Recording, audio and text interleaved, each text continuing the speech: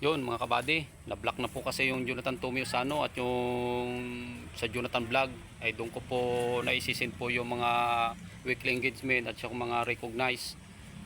Yun po, ay mahirap na po magbukas uli ng account dahil una-una alam po nila yung account ng Jonathan Tommy Osano, kaya panawagan ko po sa mga leader.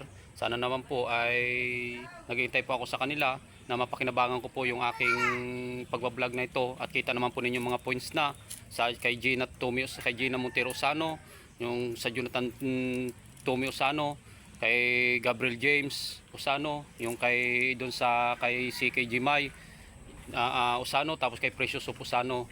Yun. Doon sa TV channel po, nandun po yung mga post, may mga report na rin po, may mga weekly engagement na po rin po na nai-report ko po sa Meta Business Site sa Jonathan Vlog. Kaya sana naman po ay inintay ko po sila na para mapakinabangan ko rin po naman yung sakripisyo ko tirap. Kaya yung panawagan ko dahil mayroon na po ulit magbukas dahil yung Jonathan Tommy Osano na i-block na po nila. O ano po ba dapat kong gawin, kasi kung magbubukas pa ng panibago tas ganun lang din po at ganun ang gagawin. Kaya nga po gusto ko po na sila po ay makausap din at yung naghihintay lang po ako ng invitation sa kanila nang pakinabangan po natin yung ating pong mga kinita po dito sa pagbablog po na ito.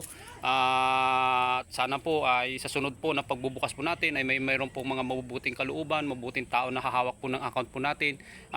Kasi po nalalaman po lahat ng ng aking ginagawa po dito sa mga sa aking pag-vlog, sa mga account ko po, nalalaman po ang ating kaisipan at yun po hindi na po natin dapat pang i-memorize. Kaya sana naman po maunawaan po natin ang panawagan pong ito. God bless po, pagpalain po tayo ng Diyos.